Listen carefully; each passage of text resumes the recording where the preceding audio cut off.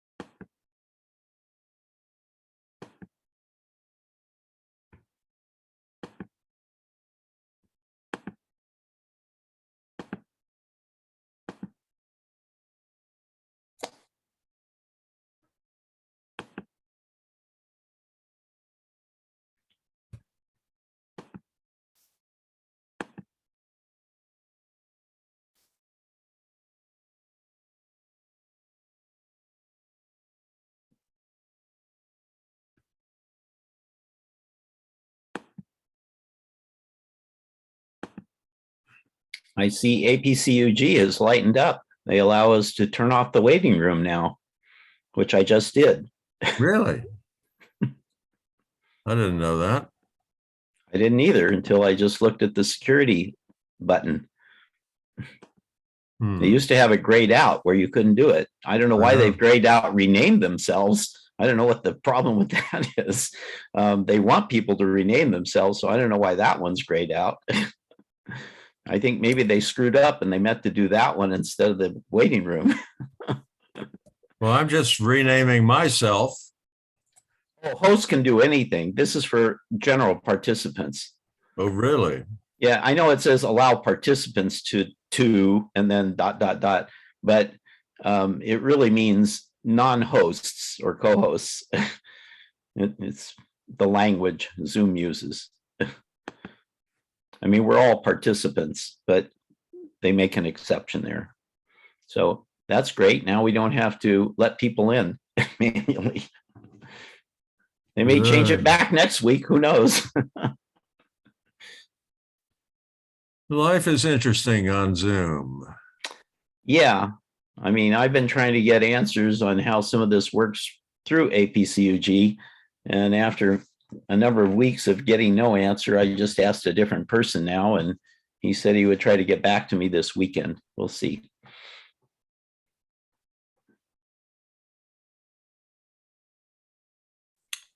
So March 31st was World Backup Day, where people were supposed to take a pledge and back up their devices. And in honor of that, APCUG had a workshop the 2 days before on Wednesday, which I did attend on backups. But anyway, and of course, yesterday was April Fool's Day. Yeah, I didn't see any April Fool's jokes yesterday. Yeah. But I did like what you sent out on the email about people asking, what's your sister's name? That's a good idea. That occurred to me very suddenly, well, in the middle of that scam. That really happened to me. Oh, I mean, I know people who have been gullible enough to fall for things and actually go to the bank, take money out to go buy gift cards. And it finally dawned on them, wait a minute, why am I doing all this? It wasn't, yeah. So fortunately, I have two friends who did that, who got scammed out of thousands of dollars each. Yeah. So as a bumper sticker I saw recently says, don't believe everything you think.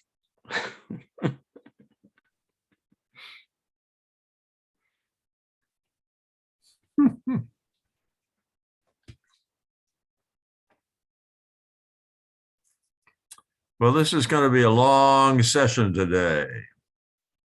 Well, I know the video's long. Yeah. I watched it, but I played it at 1.5 speed. And so it would get through it quicker. Which I also did on Stan sent a link to an APCUG webinar. Yeah, on webinars. On hybrid meetings. Yep.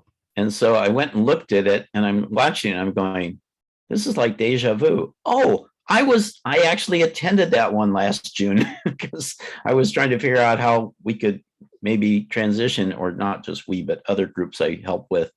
And so I was at that webinar originally, and I said, this looks awfully familiar.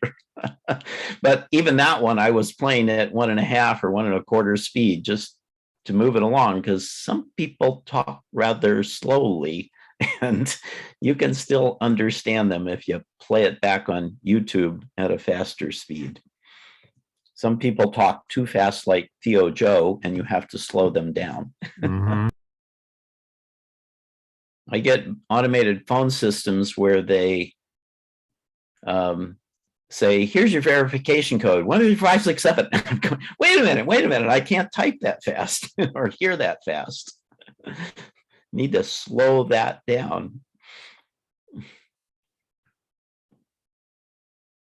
And Hank is muted right now.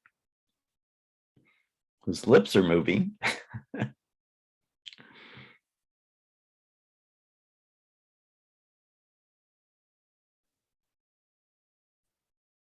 I was just bumped off and restarted.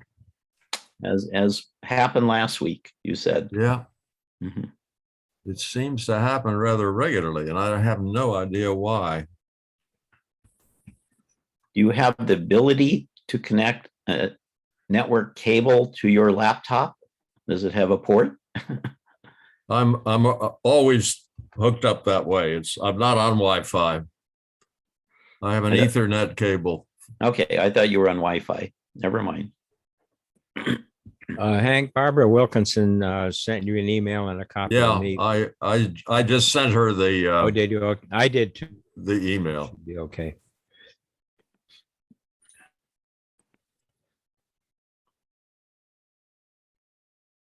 So now that I see it,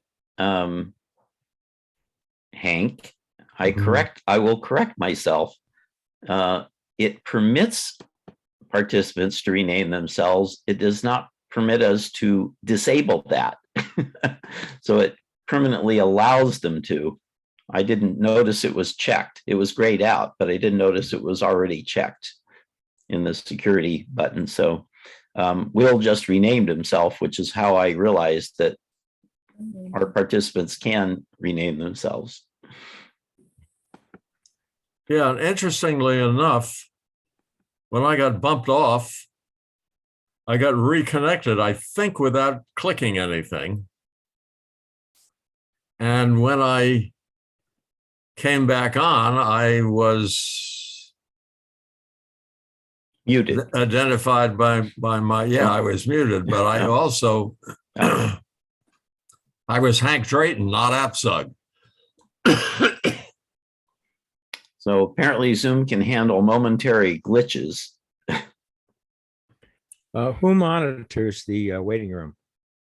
No one today. AppSug apparently has at least temporarily changed it. Oh, so we have disabled it. Good. They're permitting us to do it today. Don't know next week. We'll see. Yeah, that's good, because that's kind of a pain. Yes. Welcome, Marlene. Hi, welcome, Stan. Good morning, Stan and all. Mm-hmm. With my Chromebook, and so I'm not on my Dell at all, just strictly with my Chromebook. So you got a different view today, and no background. I can't hear you very well, Stan. It kind of low volume. Well, that's one reason why I'm trying. I'll bring it up closer, and you get to look up my nostrils and see if the voice is any stronger. This is strictly with the built-in mic and camera of a Chromebook.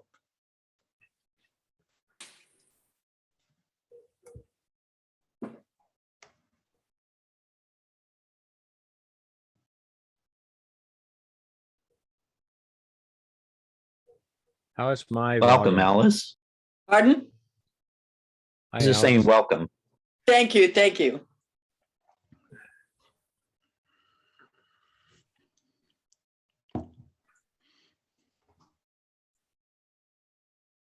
Hank, that list of videos that you showed can be dangerous. You could spend a lot of time watching them. They're very good.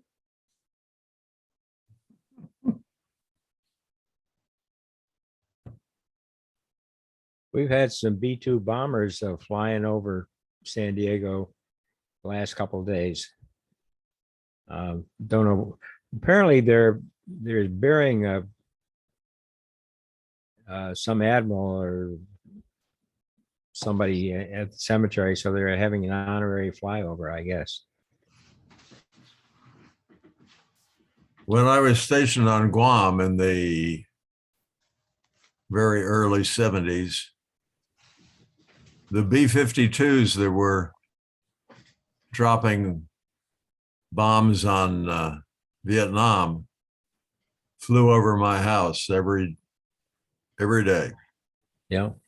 Well, this B-2 is kind of like a flying wing. Yeah. I haven't seen it. I've seen reports of people saying that they've seen it several times. Yeah, I saw I think when you mentioned that, there was a screenshot of a B-52 somewhere on your post or something. Not a B-52, it's a B. I mean, a B-2, yeah, sorry. Welcome, Miriam. Yeah, I'd like to see a B-2 fly over. I think it's pretty impressive. Hello. Hi, Miriam.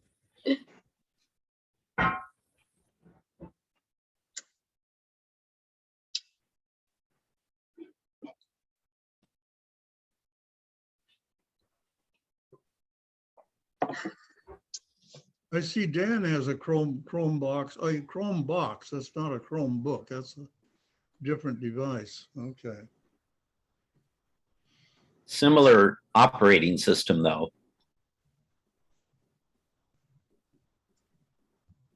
I think it's the same operating system.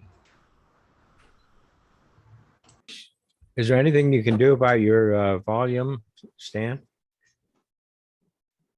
Well, I have volume control, but I think that's only relating to my speakers. I don't know of any other volume control that I have. I'll try and the audio, let me see.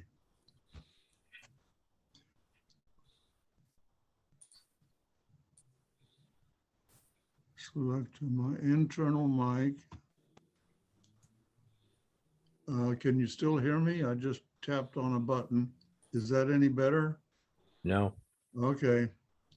I think, Well, if you go down to the lower left and click speaker mic. I'll try same as system. I selected the same as system option. Is that any better or worse? About the same. Okay. Audio settings. You can adjust Yeah. the microphone. That's what I was level. on. I've got mine up.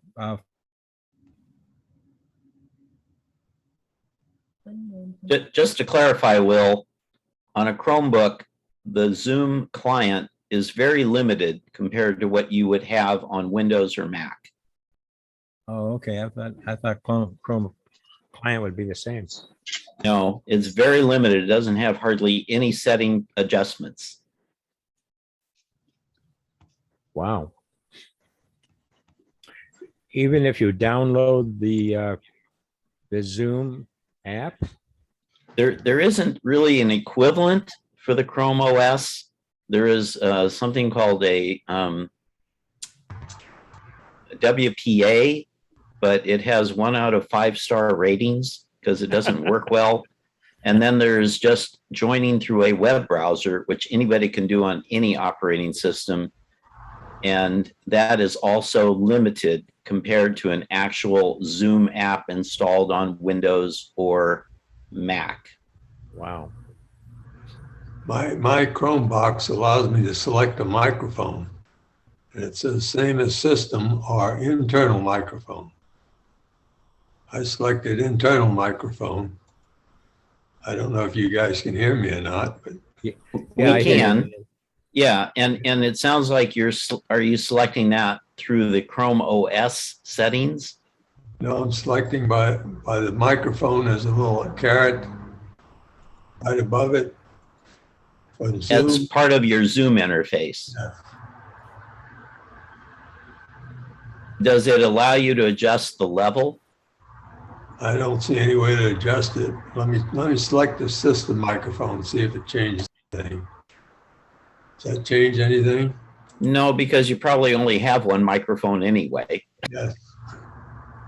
So I think that's what Stan was looking to see if there was a level adjustment for the microphone, and I don't believe there is.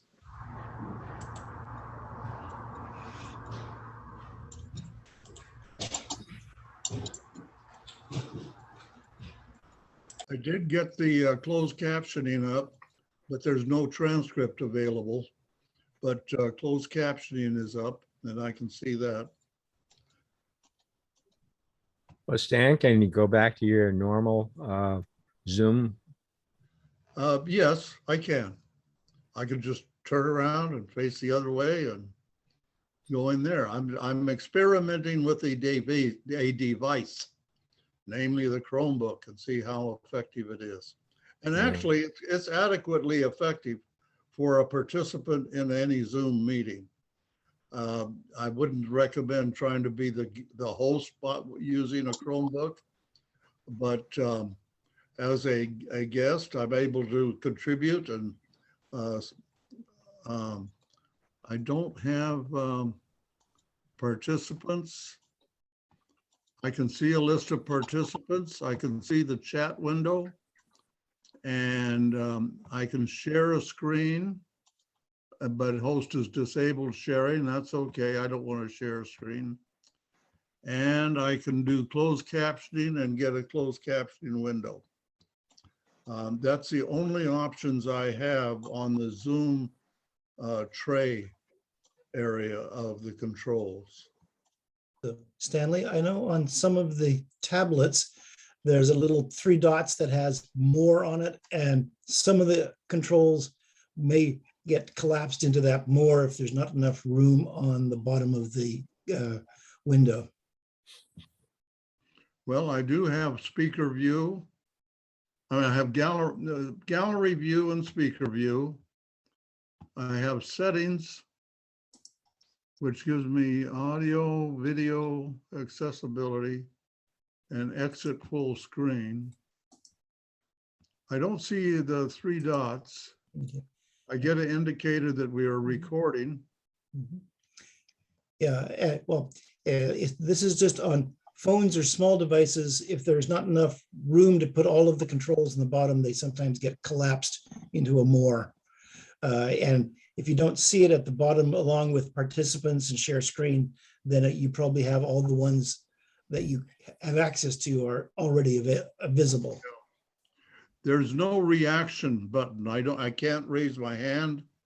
I can't say faster or slower or things like that. Do you have a more? No. What shows up under the audio settings? On the lower left corner, I have select a microphone, and under that is same as system, which I have selected. Mhm. And the next one is internal mic, which did not seem to make any changes. Underneath that is select a speaker, and I have same as system, switched, and then below that, I have switched to phone, audio, leave computer audio, or audio settings. When you That's when you pretty click much the this- same as everybody. Yeah, when you click the settings, do you get the full settings window that allows you to do general and video and audio and all the other settings? Oh, here I got accessibility is under settings. Always show me, oh, here, I could select that. Oh, that gave me a lot more, I think. Yes. Under settings, under accessibility, it has always show meeting controls. Yeah. Mhm. And then there's some keyboard shortcuts. for start and stop video, gallery view, speaker view. Oh, that's a big help. Thank you for whoever. Statistics, it tells me screen sharing. Doesn't tell me anything about version that I'm using. It's interesting how they vary from platform to platform. They have many of the same bits, but not always all the same information.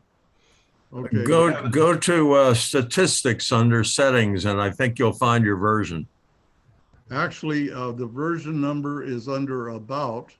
Yes. I'm using version 5.0.1. Ooh, that's an old one. That's the same version I have. But there's an audio selection on the settings too. And Yes. it automatically adjusts microphone volume. Yeah, that's automatic. What if I deselect that? Well, I tried selecting it and deselecting it. It doesn't seem to make any difference, but Okay, it is now deselected, but it doesn't bring up a manual control. no. Yeah, Dan's volume is good, much louder than yours, Stan. Well, his is a Chrome box, which is different than the Chromebook. Oh, okay. I will just make a note that I have enabled everyone to share their screen if they want to. So you should be able to, if you need to, Stan, in the future of this meeting. And so back to Hank. Yeah, I think we better get on because today's presentation is pretty long. So unless someone has a problem with Zoom, which I usually try to let people do before we get on. I would just request, after you mute us all and all, is before you actually start the video, you might just ask if we can see it easily, that the screen sharing controls are hidden and all that stuff. Yeah, Make sure that it's good before you I will. click play. I will. We'll see how many boxes are blocking you out. Okay, I am muting all. You can unmute yourselves still, but if you need to say something, if the president. I'd drop out from the Chromebook and come back in with my Dell. So I'm leaving the meeting. I'll be in. You're coming back, Stanley? Yes, I'm coming back All right. as a different person.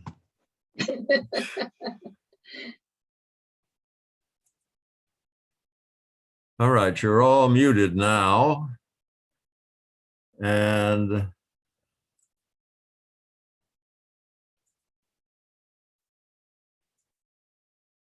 now I'm going to share the AppSug presentation. And I see my taskbar up at the top, and I can move that. I see 3 gray boxes. Okay. I'm moving the taskbar one now down a little bit just to see you. Yes, it moves. Okay, it moves, and I'm gonna leave it up at the top. I think that's the best. If that is the screen sharing taskbar, then over on the far right, there should be the last choice on the rightmost choice. And if you click that to drop down, there should be a way to hide that control bar. Hide the subtitles. I don't see hide the, wait a minute, I'm still looking. I think it's called floating meeting controls or something like that.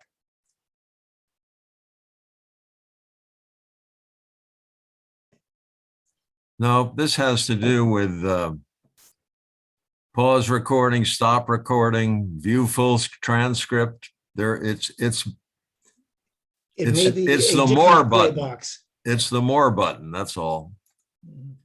That's a different one. Yeah. There is nothing up here. Okay, so we see Wait three a minute, boxes. what's Let's look this? on the next box. Yeah. Oops. My I think the screen box- sharing was paused. Hold on a minute.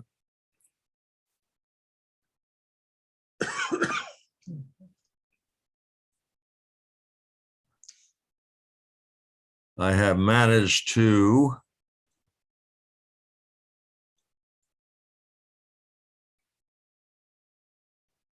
oh, that's interesting. How can I restart my screen sharing? It says your screen sharing is paused. I can stop it and then you can restart it, Hank. Yeah, either that or hit pause again, it may restart. Well, I can stop it there. Whoops. And Stanley's with us again. It's all right.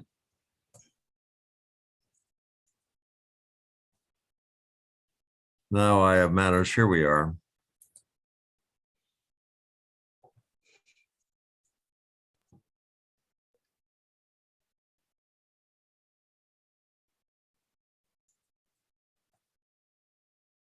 Okay, the other box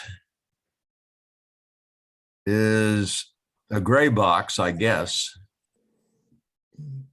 Yeah, there's a gray box just below the one you worked on first time, and there's a gray box at the bottom. I think the gray box at the bottom is your closed captioning. Yes, it is. So if you turn off the closed captioning, the gray box won't block our view of the screen. And I've got to see where I can do that. Let me see. I don't think the boxes interfere with the program right now. They do, Barbara. Do they? They just block that portion of it. You can't Yes. see something that is there. Okay, Where there's can I turn off my closed captioning now? Do you still have any way to get to the Zoom standard control buttons Yeah. Yeah, where it says live Live. transcript? There will be a caret to the right of that on the host only, okay, Mhm. before everybody else jumps in. And I if don't you click, see. Oh, wait a minute. Live transcript. if Yeah, you you- click on the caret to the right of it, then you will get the same menu that we all get. And one of them will be to hide the No, subtitle. I don't see the live transcript with a caret. well, yeah, just click live transcript and then hide the subtitles. I don't think there's. Where do you click on live transcript? I don't see that. Haven't got the program going on, but So my suggestion, I left the paper open. It was what we were watching last. Here's night. live transcript. Hold on.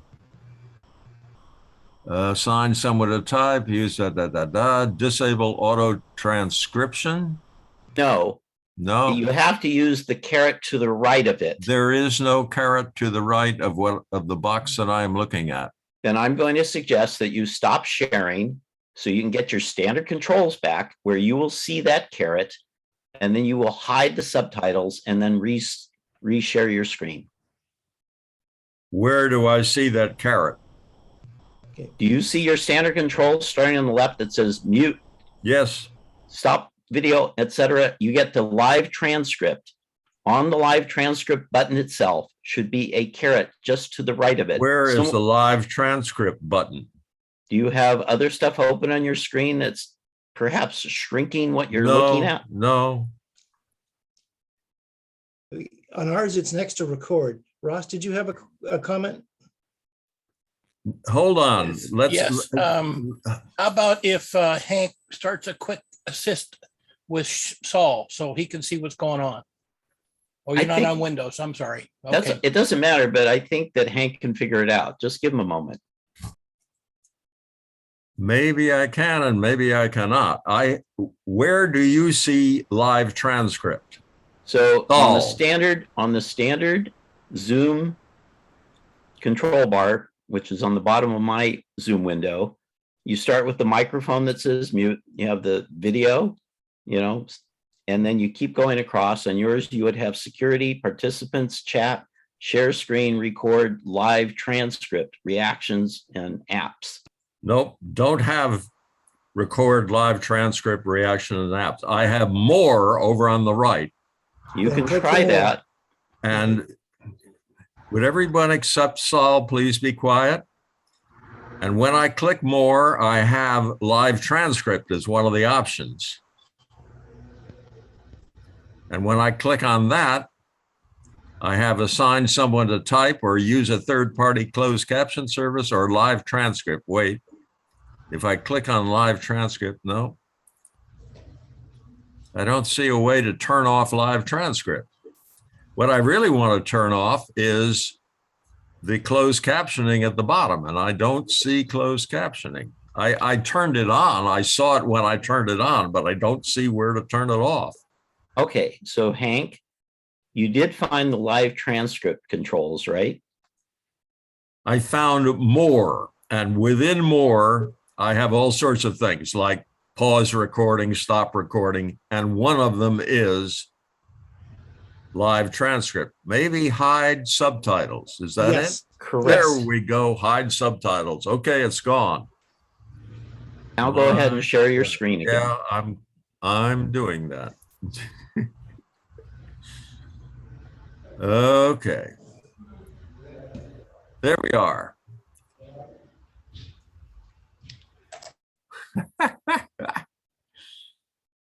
Okay, so I have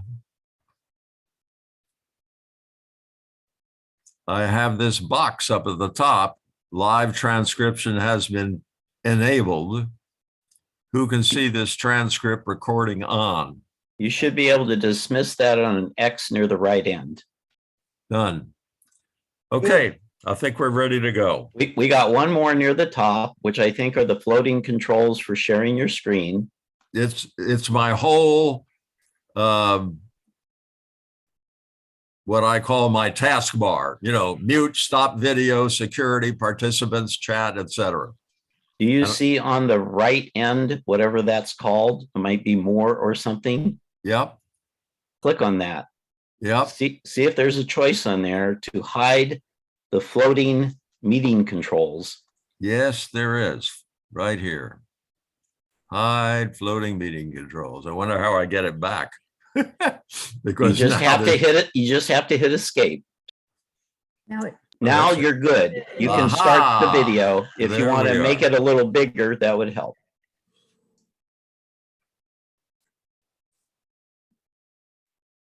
Yeah, we'll do full screen now. Okay, here we go, ladies and gentlemen.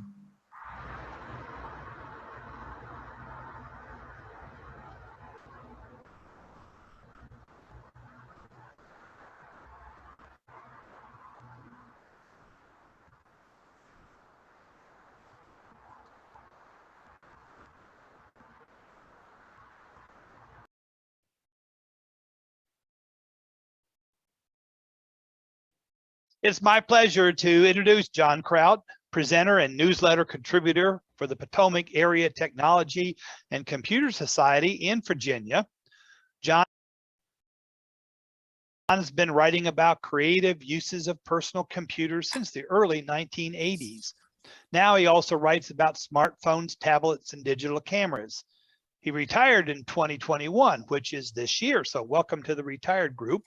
After working as a federal contractor software engineer for 30 plus years, lives in Arlington, Virginia with his son, many computers, digital cameras, and too many cats. Today, John wants to know if you've ever lost your smartphone or have any idea what to do if you would. Looking at the numbers, I think there's some people that probably would say yes and no. He will show us how to find your phone when it's misplaced nearby, how to prepare your phone to be found by a good Samaritan, helping that finder contact you, or by a bad apple to prevent the finder from using your phone and accessing its contents. And John will show you a very thing I didn't think about, how to convince the police that the phone in their custody is really in yours. So now I'll turn over the presentation over to John. I'm going to give you a short introduction to the use of QR codes in this presentation. Each QR code is, of course, a quick way to provide information to access, such as a web page, a downloadable file. And at the end of this presentation, I even have a QR code for an email address, as I'll explain at the end. This is an example of a QR code. Most recent smartphones have a QR code scanner capability built in. We're going to look at that here in just a minute. Recent can be as old as my Samsung Galaxy S10. It was designed 5 years ago, and I know as of Android 11, it has a built-in QR code scanning capability. I'll mention if you have an older device that doesn't do what Android 11 or iOS 15 can do, you can download a QR code scanner app for free from the Google Play Store or the Apple App Store.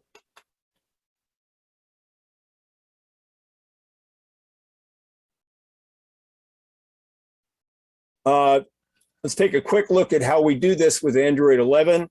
First of all, you need to find the scanner icon in the shade menu. That's the menu that appears when you touch the top edge and pull down on your Android device.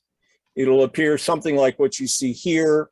It may have multiple pages, and you can see the page dots at the bottom of the menu, but the one we want, at least on my phone, showed up on the bottom right corner of the first page. It's called Scan QR Code. Here I've magnified it for you. I've also circled where it appeared in the shade menu.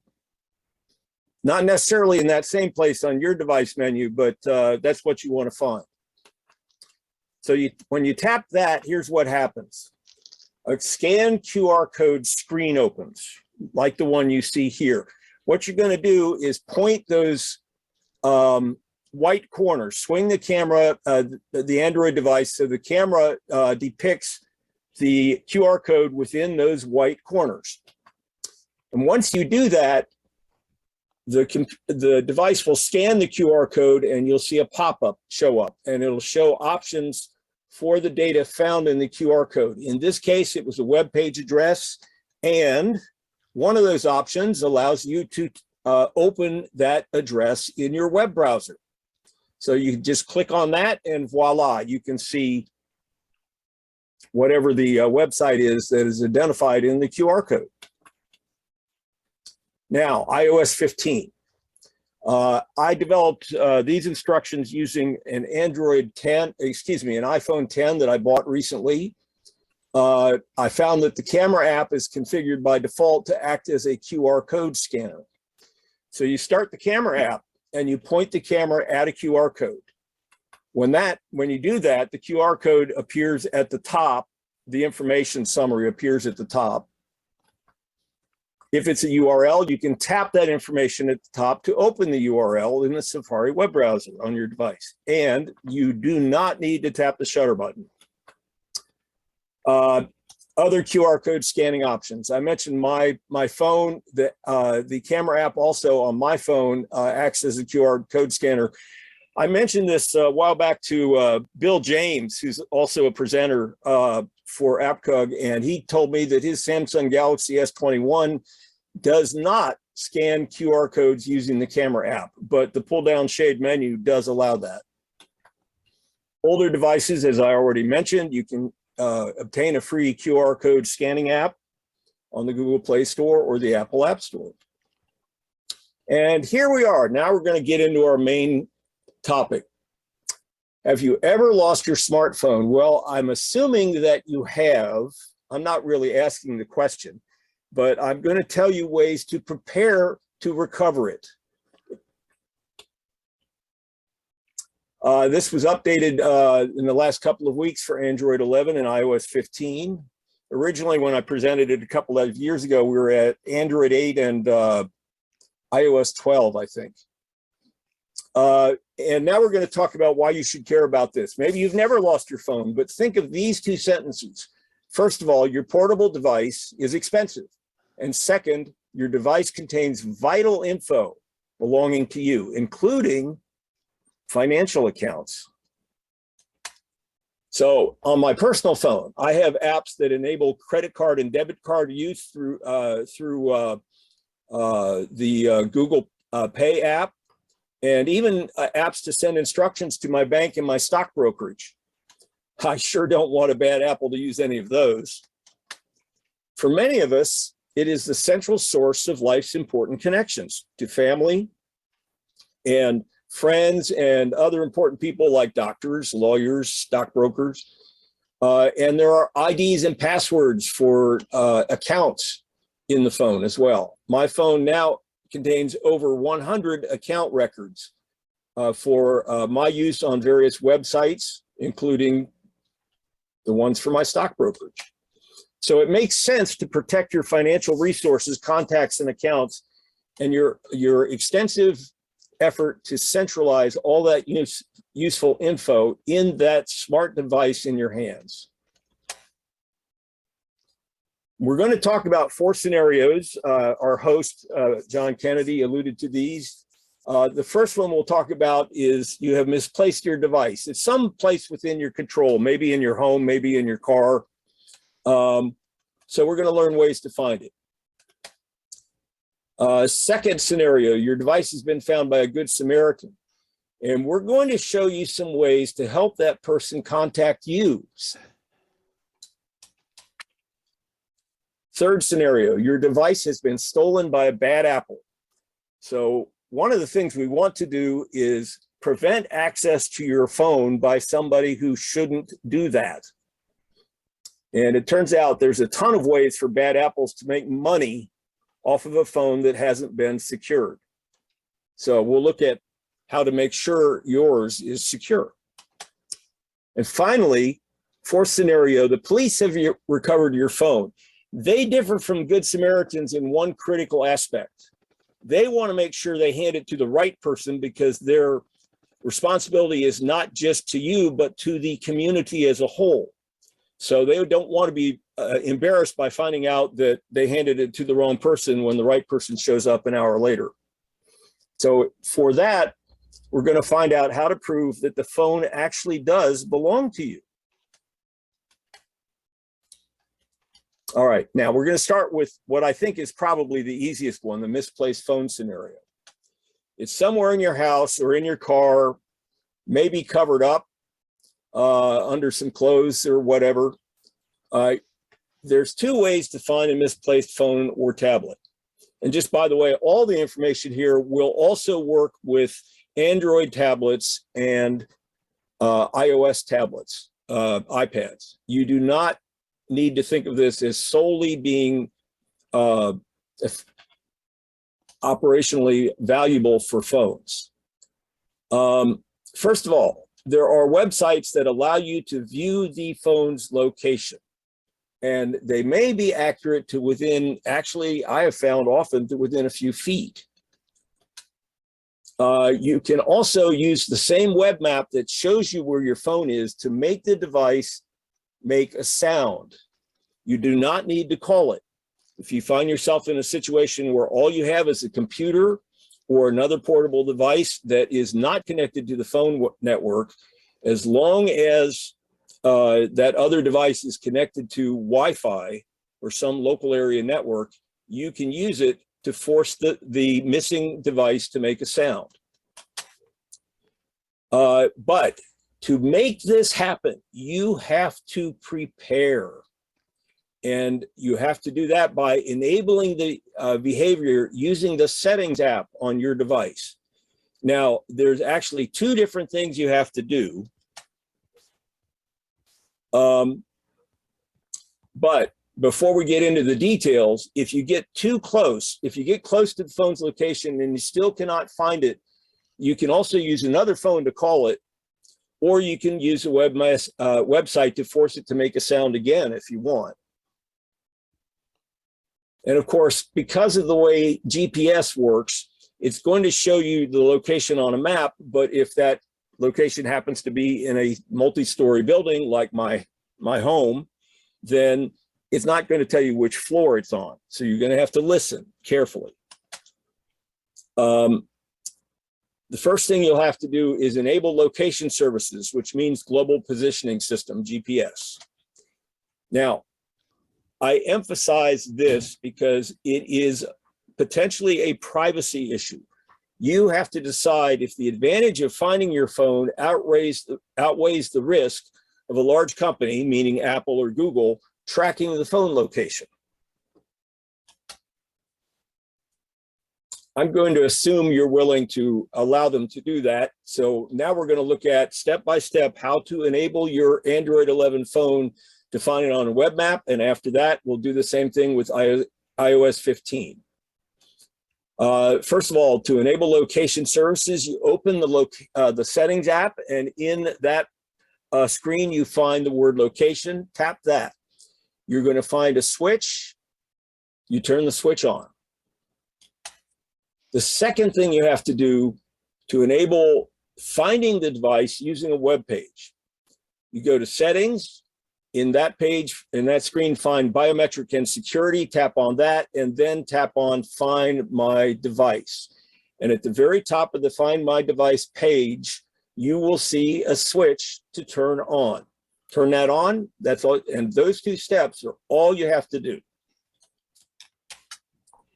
Now, the website, when you need to find your device, you need to find the website that enables you to find your device. Here's the URL, and here's our first QR code.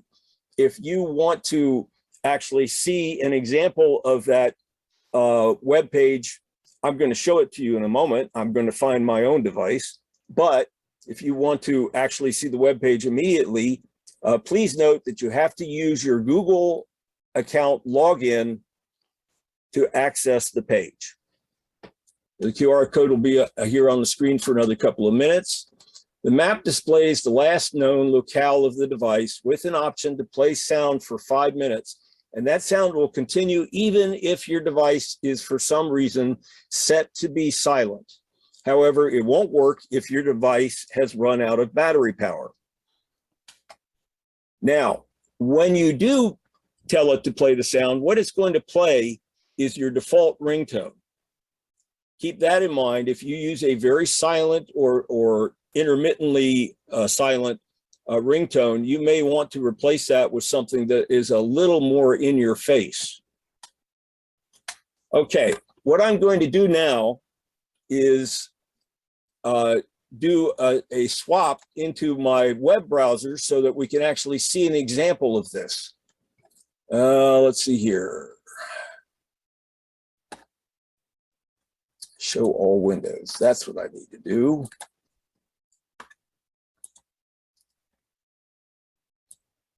All right, where's my browser? There it is.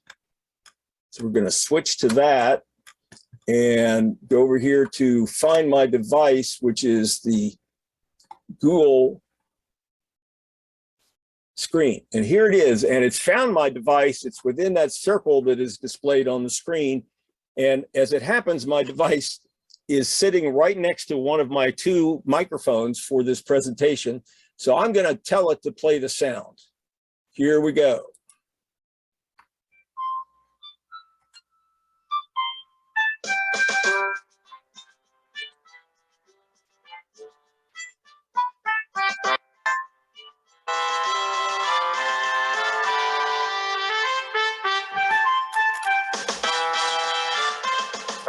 All right, I hope you heard that. I'm going to stop it. There we go. We heard it. Good, thank you. Appreciate the feedback. I have to hide the floating meeting controls once again. There we go. Okay, now you're going to see a couple of other options here as well. And one of the interesting things that, frankly, I hadn't even noticed until today, it'll even display the current amount of power in your phone. Now, when your phone is missing, that's a pretty useful thing to know because it gives you a rough sense of how much time you have left to find it. There's a couple of other things here we're going to discuss later, securing the device and erasing the device. Those are really more relevant when you're in a bad Apple scenario. But for now, this gives you a sense of how to use this. I already logged in before the meeting, so that's why I had this right on my browser to show you. Okay, let's go back to the slide set. Let's see here. What I'm going to do is switch back to the presentation. Let's see here.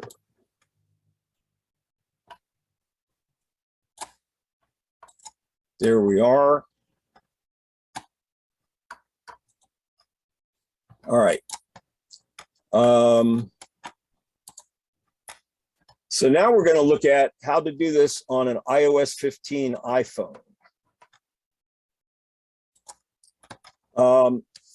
Like Android, there are 2 steps in settings to prepare your phone to be found.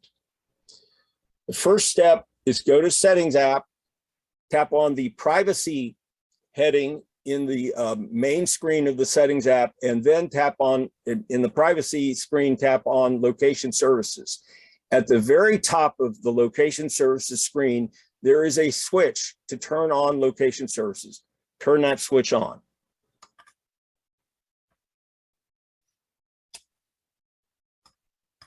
Okay.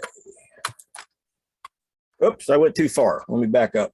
Now, the second thing you need to do is enable the phone to be found.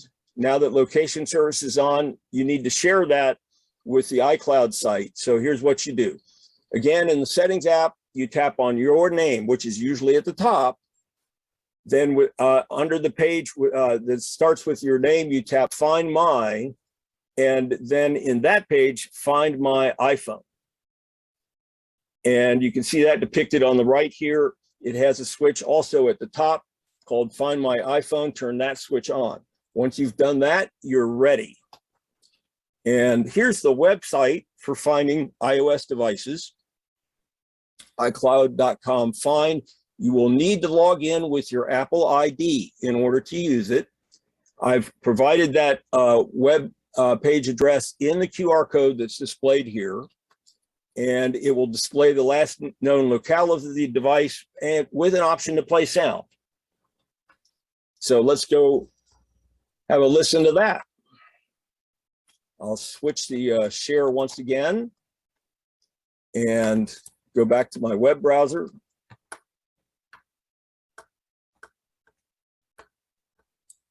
Let's see here.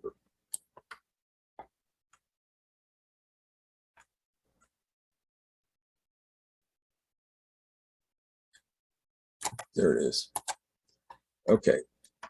Now I'm going to switch over to iCloud Find My iPhone, and here it is. And this thing has a timeout built into it so that I have to type in the password. Now, lucky me, you won't be able to see it.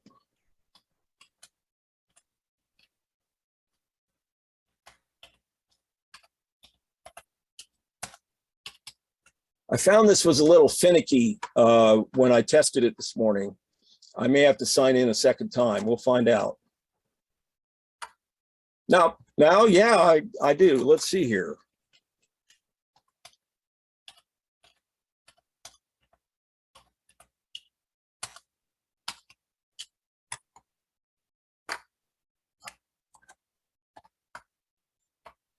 There we go. And you'll notice there's 2 green dots on the screen. One of them, because I own 2 iOS devices. Let's see here. What I want to do is have it find my iPhone 10. And now you'll see on the left, we have options called Play Sound, Lost Mode, and Erase iPhone. For now, in order to locate one that is within our control but somehow misplaced, we're going to play a sound, and you'll hear it in a moment because I put it by my other microphone here on my desk.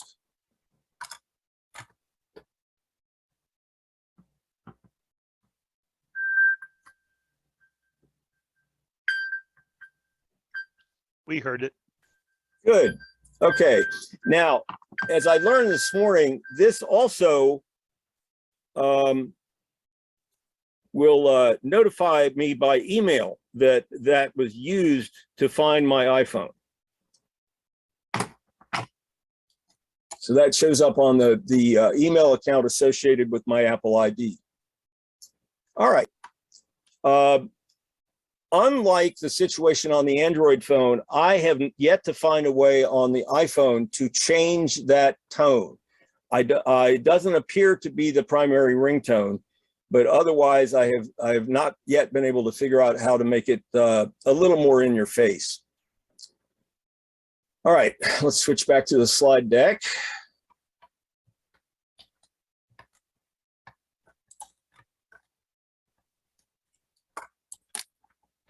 Oh, there we go. Okay. And once again, I have to hide the floating meeting controls.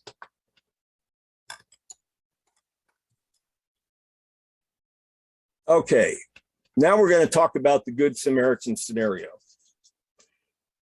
This scenario assumes that somebody has found your phone and would like to return it to you. So we're going to learn how to help them.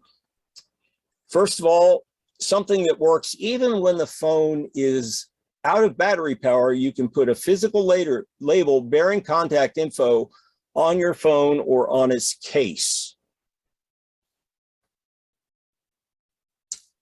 You can also put contact info on your phone's lock screen, enabling the Good Samaritan to contact you. This is something that I've done, and that's what we're going to talk about, because making a physical label really doesn't involve much computer work. I'm going to show you how I created an annotated lock screen photo for my two phones and how to display it and choose it as the lock screen. I call it a limited time offer because, as I mentioned, sometimes the phone battery runs out. The Good Samaritan might be able to recharge the phone. In that sense, the physical label is a little more permanent. So here's an example of an Android lock screen. The background photo is one I shot at an air show a few years ago. And what I did was add text to it. I blocked out the details of the email address and the phone number to call. I added that text using a free Android app named Add Text, and I've shown you the icon there so you can recognize it if you want to pursue this.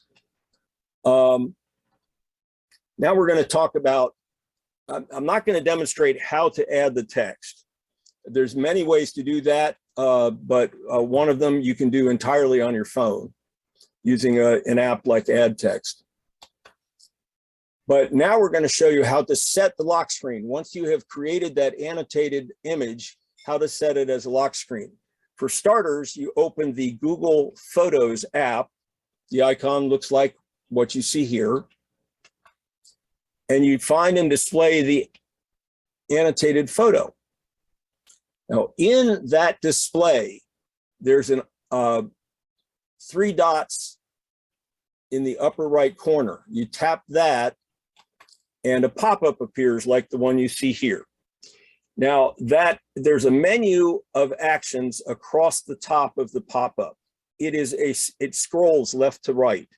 It's not obvious here in a static slide image, but what you want to do is scroll across the choices and find and tap Use As, which I've circled here in this image. And then a second pop-up appears at the bottom, and in that pop-up, there's a button called Wallpapers. Tap that button. Again, I've circled it for you. The screen displays your annotated photo again. At the bottom is a button called Set on Lock Screen. If you have not yet set a home screen wallpaper, there may also be a button for that choice, but you definitely want to set your annotated photo on the lock screen. So you tap that button. And at that point, you're done. That's all you have to do. Now we're going to do the same thing for iPhones. This is an iPhone lock screen example. Once again, I've blocked out the details of the phone number to call and the email address to write to.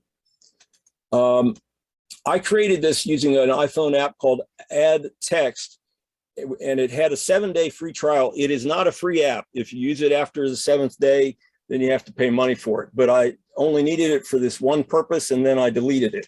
So that's something you can consider doing. Now we're going to explain with the photo, the annotated photo on your phone, how to set it as the lock screen. First of all, you open the Photos app. I've shown you the icon here. You find and display the annotated photo. Now there's a button in the lower left corner called the share icon. And I have kind of tried to mimic it here next to the words in the bullet point. You tap that icon and a pop-up appears. Here's the pop-up. You scroll down to find and tap the use as wallpaper choice, which I circled in this image. Then the phone displays the photo again with the set button in the bottom right corner. I circled that in this image. You can tap that set button and set as buttons appear. And here it lets you set the lock screen, set the home screen, and set both. You probably don't want to do that with an annotated image. Just tap set lock screen and there you're done. All right. Now let's talk about options for the info that you include in your annotated photo. There's lots of different ways to put in a phone number that can be used when you don't have your personal phone in your hands.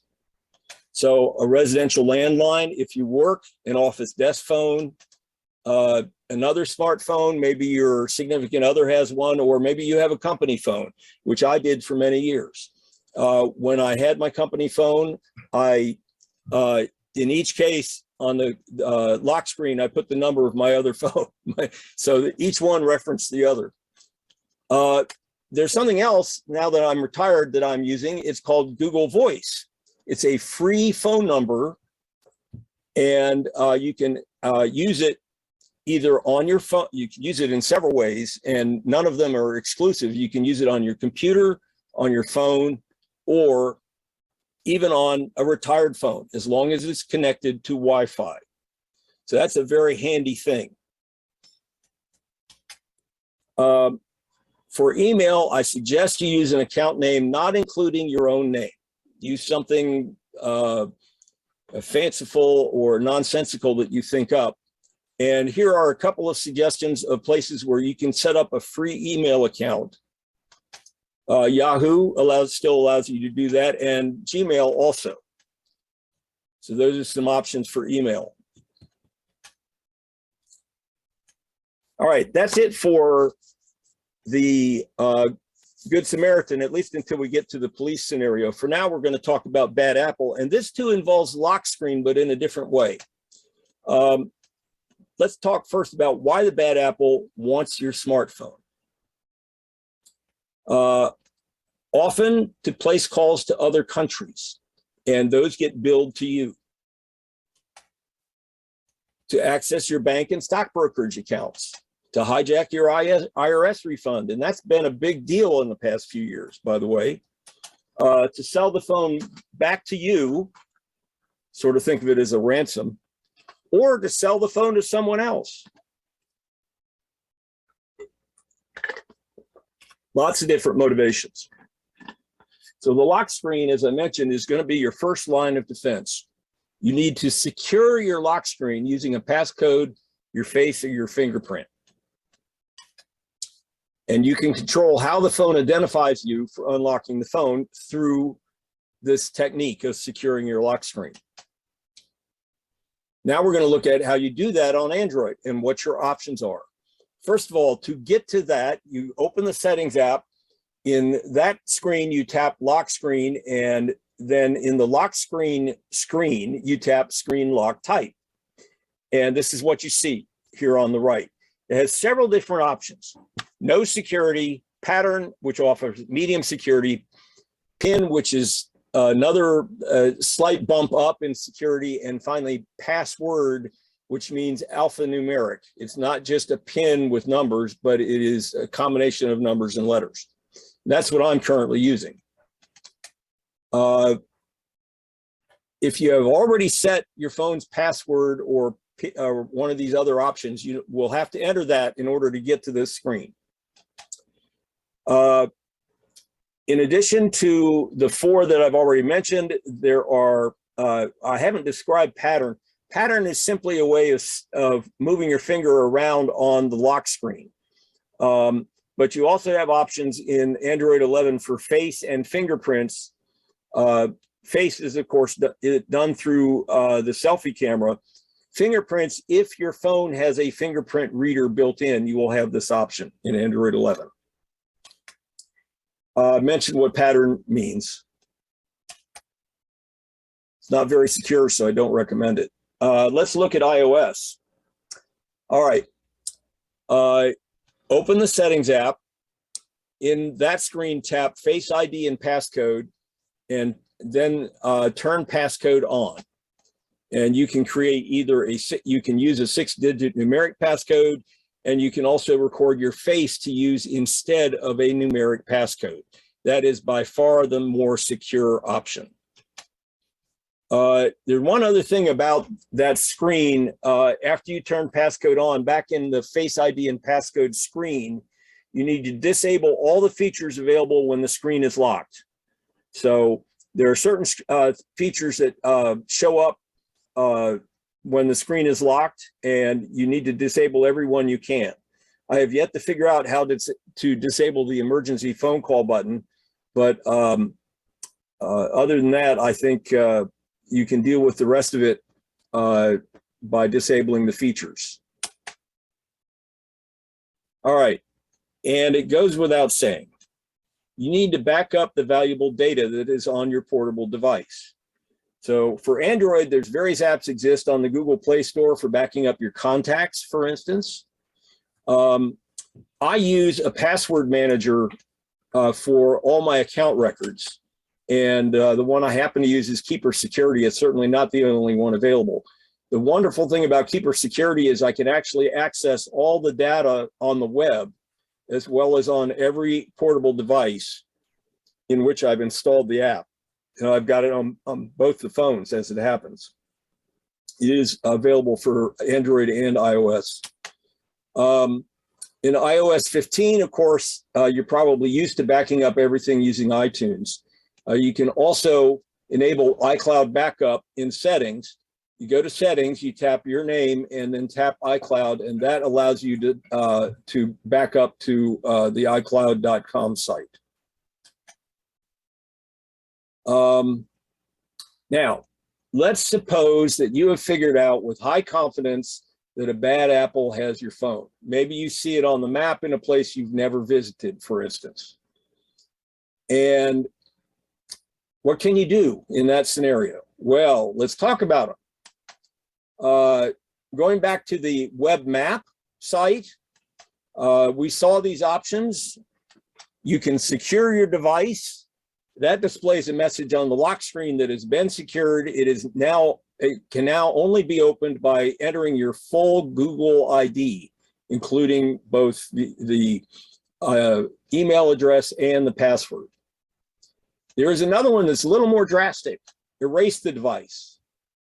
That, aside from making sure that there's literally nothing on the device that can be used, it also turns off location services, which means you can no longer find it on a map. I do not recommend that. That's an extreme option.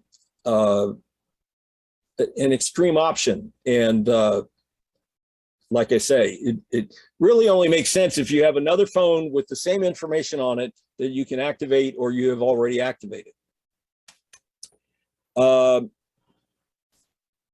Apple, we mentioned, we've already seen the web map at iCloud.com/find. They offer something similar to secure device for Android. It's called lock mode. It locks the phone. It allows you to continue tracking it, and it requires your Apple ID, including the password, to unlock it. And yes, you can also use that site to erase the phone. I do not recommend that. As I said, it's extreme and only makes sense if you have another phone with all the same information on it. Now, another thing you might think of when you know your phone is off somewhere that you've never taken it, should you ask your phone company to disable the phone? And what I've concluded is maybe or maybe not. Now, here's why. is about the same thing as erasing the phone in this sense. Doing so definitely prevents the bad apple from using the phone to place calls, at least using the phone network. But doing so eliminates all the options found on the web map for finding the phone, locking the phone, and erasing the phone. Because aside from GPS, the phone uses the phone network to communicate with the website that allows you to find it. So once you disable the phone, you're no longer able to track it. The company may be able to selectively block placement of overseas calls and other toll calls, but you have to take that up with your phone company.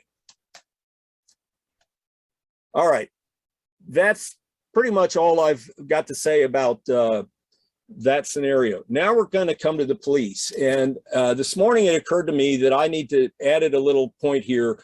The police may have the phone because a good Samaritan handed it to them, or the police may have recovered the phone during an arrest or a criminal investigation. Because of that, and because they serve all the public and not just you, you have to think of the police as skeptical good Samaritans. They will ask for proof of who you are, such as a state-issued photo ID. Also, they may need to retain the phone as evidence, so you can't get it back immediately.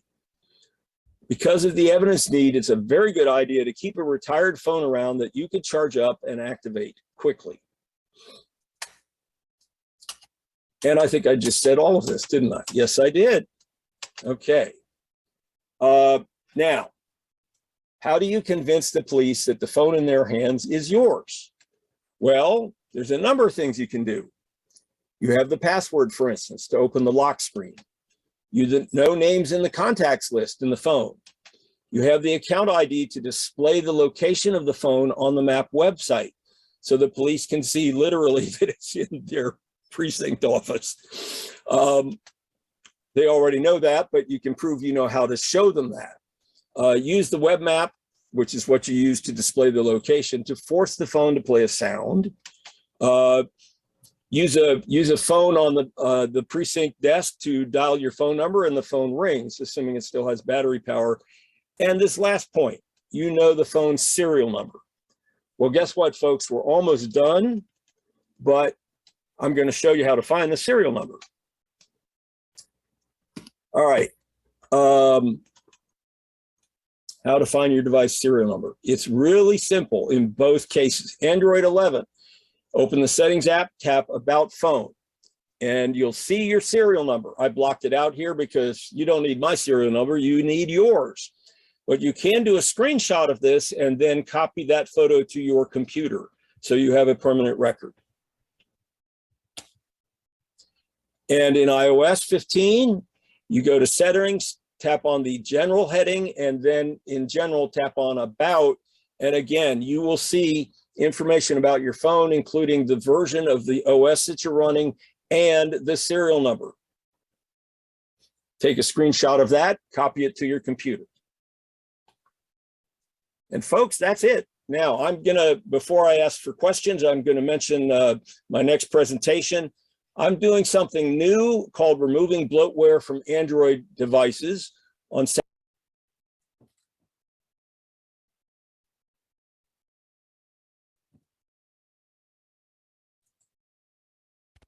And that's where I'm going to stop, because from then on, he's advertising his own presentations, paddling his own canoe. I have one comment about this whole thing. As I was watching this before I set it up to play for you all, I did several things that it suggested that I might want to do, and then it later suggested not doing a couple of them. And I find myself with a phone. Wait a minute, I think I can show it to you. Let's see.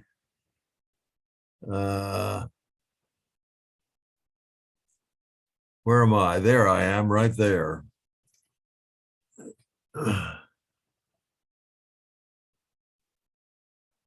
Come on, phone. I have a phone now which has a picture of me and the standard, if found, call a phone number and email me. How do I turn that off? I've got this as wallpaper and I have not figured out how to disable wallpaper. If you figure that out, Hank, I think Or- you just choose a different wallpaper. I've tried that. I've gone back to my old standard. When you turn it on, I get this thing for wallpaper, but There's I lock still, screen. what? Let Ross talk. David, you just have something to say? He said, go ahead and let Ross talk. Ross has his hand up. Go ahead, Ross. Well, on your phone, if you can't find something on there, what I always recommend is you call 611 on the phone. Great. For technical support, and they will help you with that. I Aye. do have some other comments for later, though. I've made that suggestion to other people who asked a similar question. I can't take my own advice. Thank you, Ross. Okay. Does anyone have a question that they think someone here might answer? Well, Ross has comments to make. Go, Ross. You're muted. There you Okay. are. So he mentioned in the article that about turning on the location services, and that you may be concerned about that if you let the other companies know where you are. So if you guys remember back in the 80s, when OJ was being tracked because of his cell phone, that had nothing to do with internet or tracking services. Your cell phone company needs to know where you are. So that's how you get your cell phone service. So there's no way to turn that off.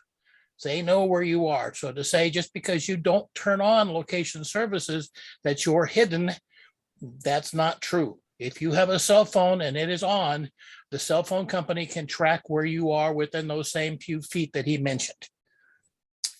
The other is that the location services work well to find your device. I, a number of years ago, went to a device called the Tile. I have one on my key ring. I have one on my laptop bag. I have the service in my phone. I can go to the tile.com, sign in there and see on their map where that device is. And the same way, push a button and say, make that device make a sound. And as long as your phone is powered on, and again, as he mentioned, it does not matter if the phone is muted, as long as it's powered on, it will make a sound. And that's worked very well for me over the years to find my phone. The 20-somethings that I gave these devices 2 years ago said it saves them a half an hour every morning. They can either find their keys or they can find their phone, but they can't find both. This will then solve that problem. The Tile devices are about $20. They do have replaceable batteries now. The battery lasts about a year. And I think they're really helpful to try to find whatever device you're looking for, a purse, a bag, anything. You can put this Tile of a device in. That's it. Thanks, Ross. Will.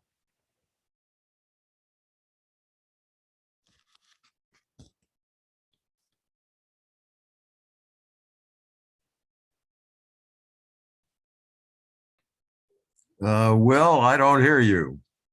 I see your lips moving, and I don't see that you're muted.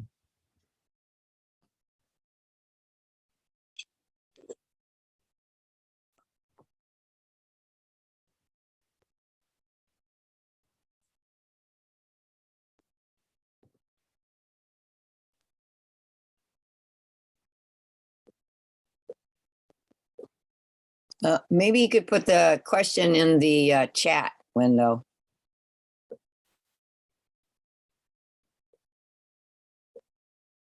Oh, no. Can other people hear Will? No, I didn't hear him. No, I guess I should go. Now you're listed as muted, so try unmuting yourself, Will. Now say something. If you're saying something, I don't hear you. We don't hear you. Why don't we move on and come back to Will? yeah, move on to Della. Yeah. Della, Hi, the presenter mentioned go to the Google Play Store to download QR code. So I went there and I downloaded a couple QR code. One is called QR code, one is called QR scanner, another one's QR scanner. What's the difference between all those apps? I certainly don't know. Ross?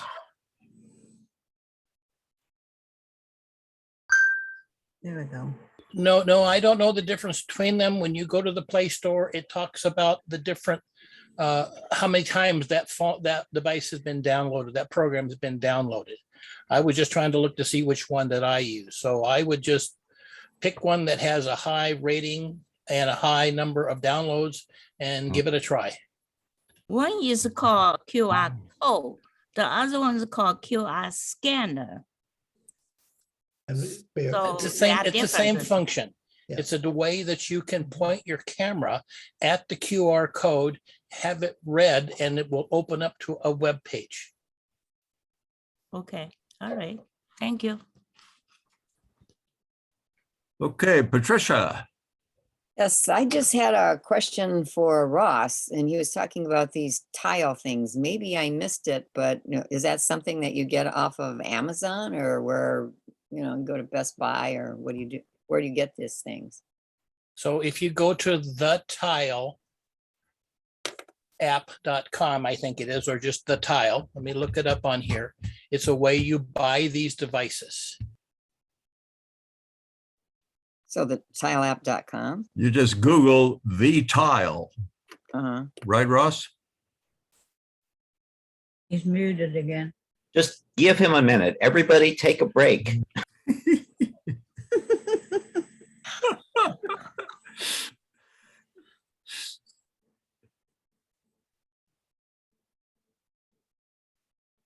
Called thetileapp.com. Google is your friend. You can look up all kinds of things with Google. Yeah, but you have to know what to look up, that's. So I think I mentioned the tile. Just the tile. Okay. So this has worked very well for me. I've had mine for probably 5-6 years now. I've had a couple different ones because the ones that used to get, you could not change the battery. What is it, Ross? What does it look like? Is it a little tile, like a key, a watch fob? Here, I'll show you mine. Hang on just a minute and I'll get mine. Yeah, because I get the Tile Shop on Calhoun, Tile Shop near me, Tile Shop San Diego, the Tile Bar, the Tile Guys, some kind of contractor. Okay, Miss Pat. Yes. Here's what it looks like. That's it. So Great. it's a little square, about a inch and a half by inch and a half, and it's got a button in the center. But where did So- you get it? At the tile. THE space TILE. Okay. My kids got this for me and I just replace the battery once a year. It's wonderful. Right, and Oh. there are various sizes of them. You can get them as Right. flat like a credit card, business card, and that will go, say, into your wallet. You can get them that are adhesive, so you can stick it to something. You have the ones that have a hole in them, so that you can put them on a key ring. They have them that are waterproof, water resistant, I should say. There's no such thing as waterproof. You could even get different colors now. Okay, all I well, get in, that's like- important. The blue tile, the green tile, the Will Wakely tile. So Will, these will work. Will, you're up. Can you hear me now? Yeah. Okay, I went in and changed the microphone. Oh, Hank, you were talking about putting up something on wallpaper. Does that work? Is there different wallpaper for lock screen or non-lock screen? Yes, you can, when you get this thing, my problem was, well, I'll tell you what happened, then that'll answer your question. When you go through this process and you get this new picture that has your telephone number and I managed to put the telephone number of my cell phone on the first screen, Yep. which wasn't very bright. But at any rate, when you get it ready to go, you get a screen that says, enable this as wallpaper for your phone, or enable this for wallpaper on your lock screen, or both. I clicked both. Okay, so what problem were you having? I don't like it as the first thing I see when I open my screen. I want to take it off wallpaper and just use it on lock screen. Yeah, okay, all right, that was my point. Thanks. And the suggestion has been made that I use something else as the wallpaper, and I'll do that when we get off of here today. Okay, hey, that was a presentation. I learned a lot. Yeah, I think it was worth the 41 minutes or thereabouts that we spent. Yeah. If as always, in my invitation, there is a link that you can go to critique any one of these presentations, and I'd be pleased if some of you would do that now and then when you really love it or really hate it. Okay, Mike, And then another computer question, quick science. question though. If I want to watch this again, I go on to the No, website. if you want to watch this again, you go to the website, our website, the Seniors Computer Group website, you go to events, and under events, you will find a link to this presentation. Just Okay, click on it and it'll start. and that'll be up in the next couple of days, right? It was up just before I started this meeting today. Oh, good. Okay. I usually put them up the night before. I don't want to prevent people or tempt people to go there instead of coming to the meeting. So I don't put it up well in advance. Okay, I see Stanley's hand up. Yes, sir. Okay, I just want to give you a quick demonstration of how quickly that works. If you allow me to share screen. Yes. I think everybody, let me see. He can share a screen. Yeah, one participant can share at a time. You can go ahead.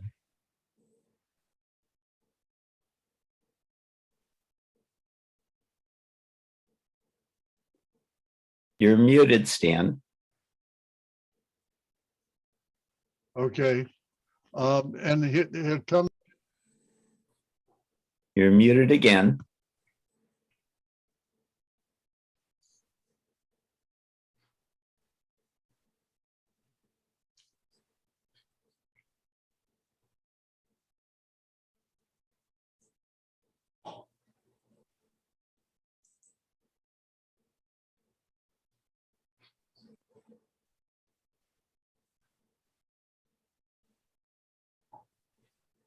Trying to use a space bar and that doesn't seem to work. And Not when the focus is over on sharing your screen.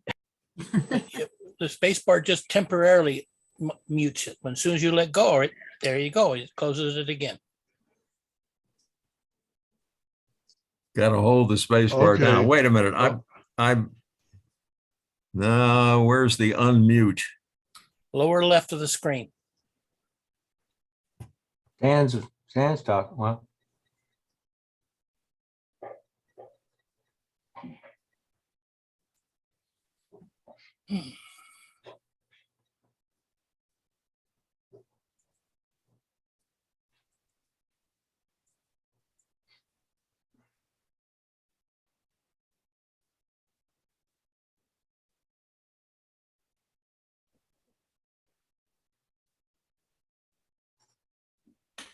okay, there, I think I'm unmuted. yes. Okay. All right, I'm just going to forget about that. I just want a reminder, one, thank you all for being here. 18 people is a good turnout. I think that's the number we have. And next week is a board meeting. And one item of business is to fill out our board. I have nominees and agreed nominees for director at large and vice president for publicity, which will fill our 2 vacancies. If anyone wishes to contest that, they're welcome to submit self-nominate, and we'll have an election. That'll be one item of business. We'll complete our full board next week. Aside from that, thank you for being here. And I have tried to add those 2 people to the SCG Board 2022 Google group, but so far I have not had success. Okay, I'll I'm share my still spread. I'm still learning how that system works, and it doesn't work very well from my point of view. Yeah, okay, I'll share my little spreadsheet of BOD per SF and share that with the board before the meeting. Yeah. Hello, Stanley. I just wanted to say that I'm probably going to be busy next week. We're having sort of a work day at my church on that Saturday, and I will probably be scooped up into that and may not, I don't expect to be able to be at the meeting next week. Okay, I'm sure we'll have a quorum anyway. Thank you. Stan, are you done sharing your screen? Yes. Okay, I just want to throw out a challenge to the members. If they like little brain puzzles. I don't know how many of you are maybe familiar with Wordle. Wordle? Yeah, WORDLE. It's a very short challenge that you can go on every day or whenever. And I found it quite catchy, and it doesn't take up very much of my time. But that's all. Everybody have a good week. Thank you. And you find that by Googling WORDLE? Correct. Thank you. I must admit, I tried it and couldn't get over the initial hump. I couldn't get enough success to encourage me to go forward. So it's a challenge. I think I've only had maybe 2 that I haven't been able to get. But it's kind of tricky, and the words are not ones, I mean, you're not giving any kind of hint as to what the word is. So you're going in completely blind. But what does this thing ask you to do? Well, you've got 5. What movie is showing on, please? To form a word, a 5-letter word. And it comes when you key in your first word, it'll highlight the letters that are correct will show green, and the ones that they're green if they're in the right position, they're yellow if they're part of the word but not in the right position, or gray that they're not there at all. So you kind of play around rearranging letters. And I found one of the keys was kind of get a vowel, try and find a couple of vowels. One of the things that I just learned this past week, that just because it says there is a letter, say T in the answer, you may have 2 T's. So it doesn't tell you that there's another T somewhere. So it's, as I said, I've found it quite a challenge, and I've been relatively successful and surprised at what the word is when I finish. Anyway, I just thought I'd toss it out. Thank you, Barbara. Okay. I have a similar thing to point out. I don't think that you will be successful, but I challenge anyone here to provide us with a 9-letter word 9 letters. which is such that you can remove one letter at a time. And each time you remove one letter, you still have a real word in the English language, all the way down to one letter remaining. I sent that to a whole bunch of people. Some don't blab if I sent it to you, but it was fun. I'll try to, I can't remember the word right now, but I'll try to have it available next week. 9 letters. Okay. 9 letters. Okay. Thank you. Patricia. I think Sammy was Oh, next. I'm sorry. Yeah, I thought that was Barbara still up there. Yes, Sammy. Are we at Q&A now? Oh, yes.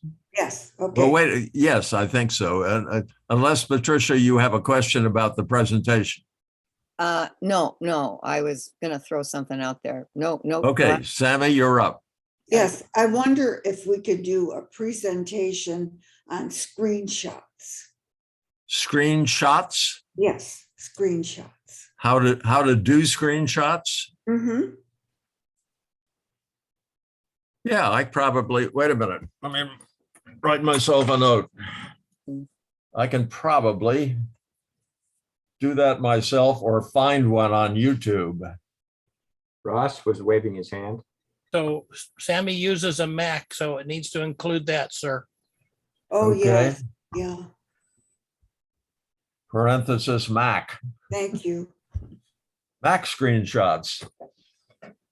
All right, or both. Patricia.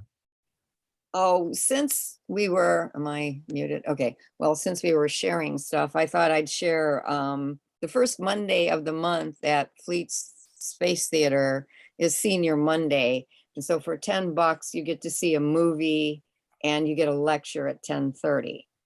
But you should get there about 9:30 just to get in and get a seat. Yes. Just throw that out there. At the Reuben Fleet? Yeah, at the Reuben Fleet. Thank you. What day was that again? It's First- the first Monday of the month, and I was just trying to see what movie and what the lecture was, but haven't had any success in getting in there yet. There's a place where, or there's a time when all the Balboa Park museums are free, isn't there? Every Tuesday, there are 2 or 3 every Tuesday. Tuesday. 5th Tuesday, I didn't find a listing. Yeah, The 4 every Tuesdays. Tuesday they have different ones that are open, but the Senior Monday at Fleets is really good.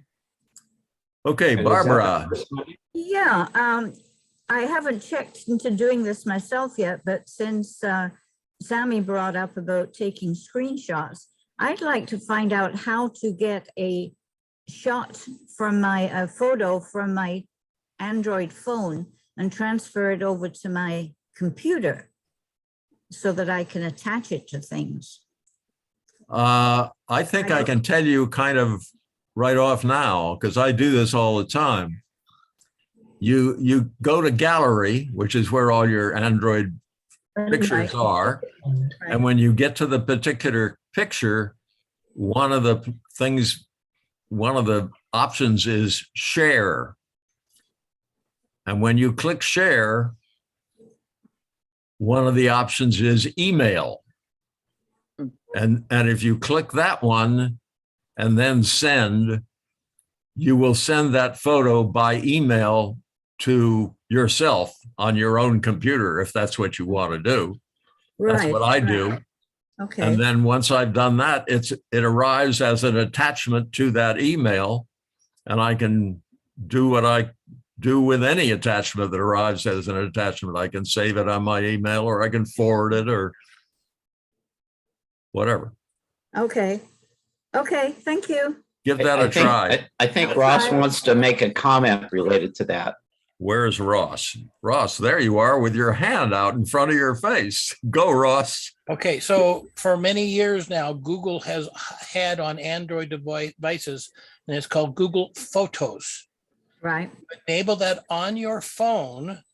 Then when you sign into Google through your browser on your desktop, you will have all your photos there automatically. You don't need to transfer them. They're there. Now, for when you open them up, if you want to save them or email them, you have all those options. But then you don't have to go to that second step of sending that photo to yourself by email. They'll automatically show up there. And the other good part of it is that they remove the photo from the phone and it's now in Google all the time. So it's backed up there, no matter where you go to get it. And Okay. and how do you do that, Ross? That when you take the photo, what do you do? When I take a Don't have to photo, it do ends up anything. only in gallery. You don't have to do anything. You just have to enable the Photos app in the phone. And because your phone is already set up to a Google account. So then when you go sign in on your desktop and you go to Google and sign in, then you have those photos there in those 9 dots that show up on the upper right, excuse me. Right. Well, I have Google Photos on my phone. I can get there by going to the Google icon and clicking Photos. Right. But when I take a picture on that phone, it doesn't show up in Google Photos. It Then you shows don't have up the in gallery. settings. Then you don't have the setting correct in that, sir. Okay. Again, that's 611 is what I would suggest that you do on there, and they'll say, click here. On mine. Okay, I'm gonna have to try that. Print store. Photos, sharing, library. So it's in I do this in settings. Is that what you're saying? No, I didn't say that, sir. All right. I'm looking at my phone to see where that is. Okay. And I'm While not he's seeing where it's looking, telling I me tried- how to do that. While he's looking, I tried 611 and it said you have 32 people waiting ahead of you. Oh. Okay, so calling on a Saturday morning is not a great time. Maybe Tuesday morning.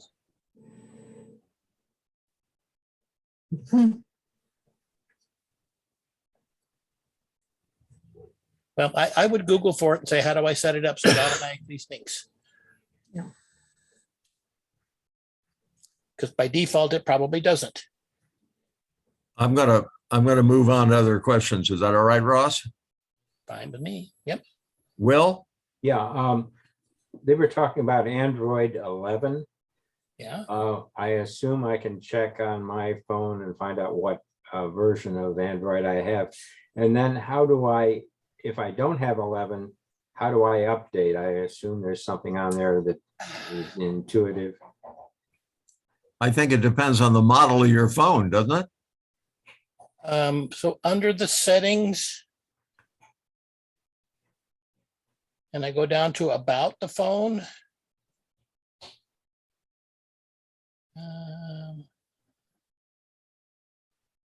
Basic information, tips,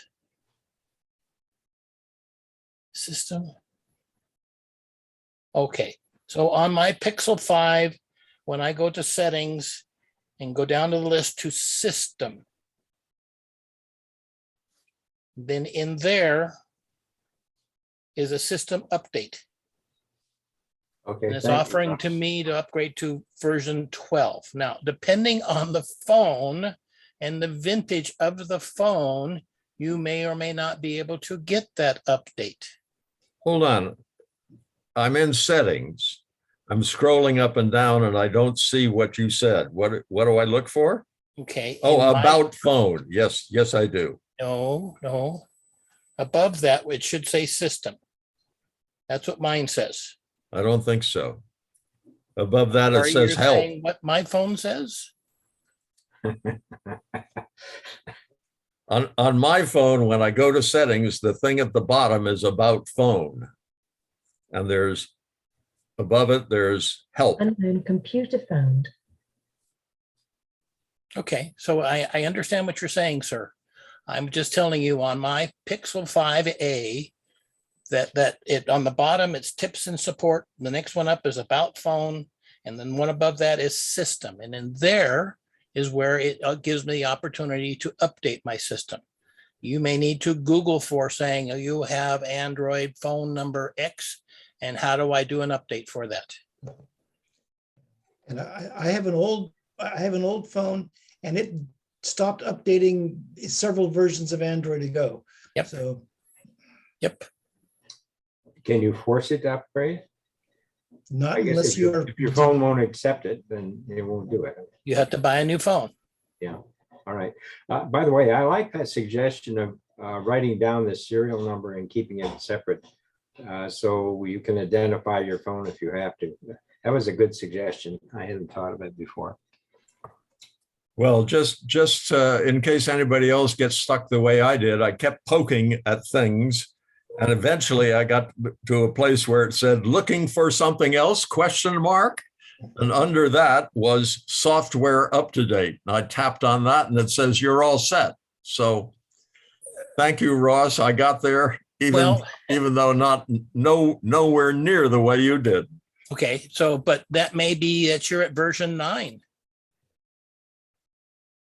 It's just telling you that the phone, as far as the update service is concerned, you got the latest and greatest that you can get. Yeah, I know that. Okay. That was obvious. It gave me a big green check mark and said, you're all set. Your phone has been updated. And what level are you updated to? I didn't find it. Oh, wait a minute. Software updated to a big long number. But it does have a the first couple digits. Yeah. A102, USQ, etc. Yeah. That doesn't sound like an Android version. I think we could move on to Dan. Okay, Dan. Hi, Dan. Hi. I was thinking about those pictures. You can hook a USB cable from your phone to your computer, and it looks like a disk drive. That's true. You can download everything from the phone to the computer. You can do that. That's how we used to do it. That's interesting. So that would be one way to save all your contact information? No, Ross. You when you hook the cable up to it, it allows your computer to read the disk drive as such that's in the phone. So photos are in a separate area by themselves and are directly readable. The contacts in the phone are not. You need to use a utility that says, let me back up these contacts to a file, and then you could transfer it.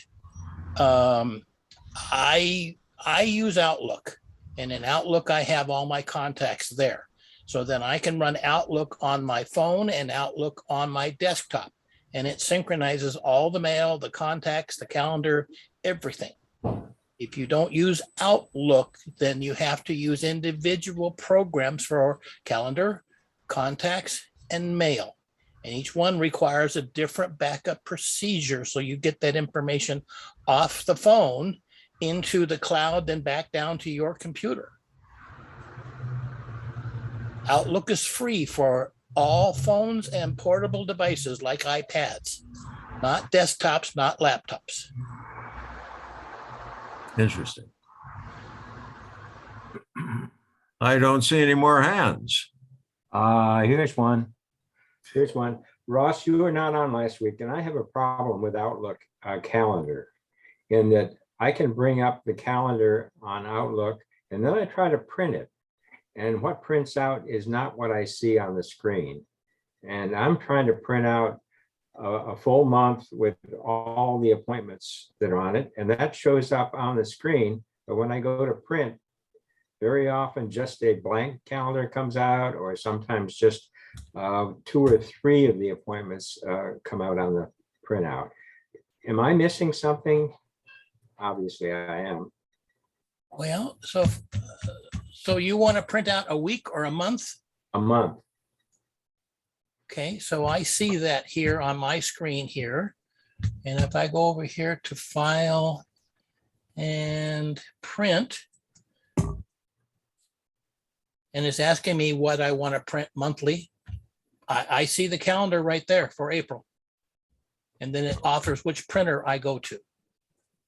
So again, right within Outlook, I open up the calendar and then go in and display just a month with the calendar. And then when I click on print, it brings me up a print preview of all of those items for that month. Well, mine doesn't come up with all the items. It'll either come up blank or with 2 or 3 of the items, but not everything that I see when I bring up the calendar, the appointments on it. That's the one I want to print out. And I guess I could capture it and print it using capture or something, but I understand. What I'm version frustrated. of Outlook are you running? should be Windows computer 10 phone. version. No, there's no such thing as Windows 10 version. There's Office 2010, there's Office 2013. Oh, Office you're talking about. Okay. I'm using Office 21, I believe, or So if it's a new one, then it should work just fine. I understand what I you're saying. thought so too. But So that's again, why when I'm you go to, asking the when you question. click on print from calendar, file and print. Not a control P. No, I realize that. Let me, in fact, let me bring this up. This is Google Calendar, right? No, Correct. well, No, this- okay, so it has, it's the calendaring program within Outlook. It does not matter which provider you're using for that calendar. So it could be my MSN, it could be AOL, it doesn't matter. You're using Outlook as a mail program along with the calendar program. Yeah. Okay, I'll work on it. Okay, for those others like me, and I'd like to see whether there are many others who use the Google Calendar. How many use that? Wave No. your hand, or yeah, okay, that's a few. Let me show you how to print that one, because I just while Will was talking, I went wandering around. Here Yeah, I used is. that and it worked fine. There is my calendar, okay? If I want to print that, I go to the settings wheel up here. You all see that where my cursor is? I click on that, and one of the options is print. And when I click on that, I get a print preview of a calendar Right. and can pick the range and decide where I want to print it and so forth. Right. Thank you all. And stop share. And Will, you still have your hand up? Nope, you I don't. don't. Anyone else?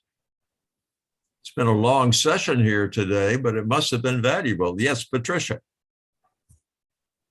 You're muted. Yeah, I'm just gotta go because I got a phone call I gotta take. That's all. Bye.